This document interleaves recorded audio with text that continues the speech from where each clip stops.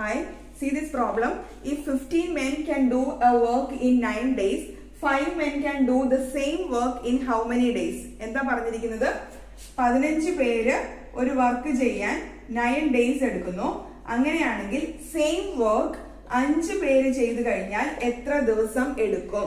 ഇതൊരു inverse proportion ആണ്. നമുക്ക് ആ രീതിയിൽ ചെയ്യാം, അല്ലെങ്കിൽ വർക്ക് ആൻഡ് മെൻ എന്നുള്ള രീതി കോൺസെപ്റ്റിലും ചെയ്യാം. എങ്ങനെയാണെങ്കിലും നമ്മൾ ആലോചിക്കുക, വർക്ക് എന്ന് പറയുന്നത് എത്ര പേര് ചെയ്യുന്നു ഇൻറ്റു ടൈം. അങ്ങനെ നോക്കിക്കഴിഞ്ഞാൽ M1T1 is equal to M2T2. M എന്ന് പറയുന്ന ചെയ്യുന്ന ആൾക്കാര്, T എന്ന് പറയുന്നത് അവരെടുക്കുന്ന ടൈം. സെയിം വർക്ക് ആണ്, അതുകൊണ്ടാണ് നമ്മൾ ഇത് ഇക്വേറ്റ് ചെയ്തിരിക്കുന്നത്. ഫസ്റ്റ് കേസ് എന്താണ്? 15 into 9 is equal to second കേസിൽ 5 പേരാണ് വന്നിരിക്കുന്നത്. അതിനുള്ള ടൈം നമുക്ക് അറിയില്ല. So what is the value of X?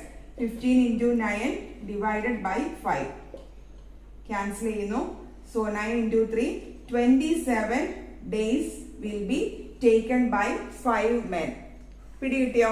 ഇനി ഇതേ സംഭവം പ്രപ്പോർഷൻ കേസിൽ ചെയ്യാം. ഇത് എന്ത് പ്രപ്പോർഷൻ ആണ്? ഇൻവേഴ്സ് പ്രപ്പോർഷൻ ആണ്. അതായത് ഒരു ക്വാണ്ടിറ്റി കൂടുമ്പോൾ മറ്റേ ക്വാണ്ടിറ്റി കുറയും. രണ്ടും ഓപ്പോസിറ്റ് റിയാക്ഷൻ ആയിരിക്കും ഉണ്ടാക്കുന്നത്. അതായത് ആൾക്കാർ കൂടുതലാണെങ്കിൽ കുറച്ച് ദിവസങ്ങൾ മതി, ആൾക്കാർ കുറവാണെങ്കിൽ ദിവസങ്ങൾ കൂടുതൽ വേണം. ആ കോൺസെപ്റ്റ് എടുത്തു കഴിഞ്ഞാലും x1 y1 is equal to x2 y2 same ഇതിലേക്ക് തന്നെയാണ് നമ്മൾ എത്തുന്നത്. സോ ഇൻവേഴ്സ് പ്രപ്പോർഷൻ ആണെങ്കിൽ കൂടി you can use the same way. Okay, so 15 into 9 is equal to 5 into x. നമ്മൾ ഇക്വേറ്റ് ചെയ്തതിന്റെ റീസൺ എന്താണ്?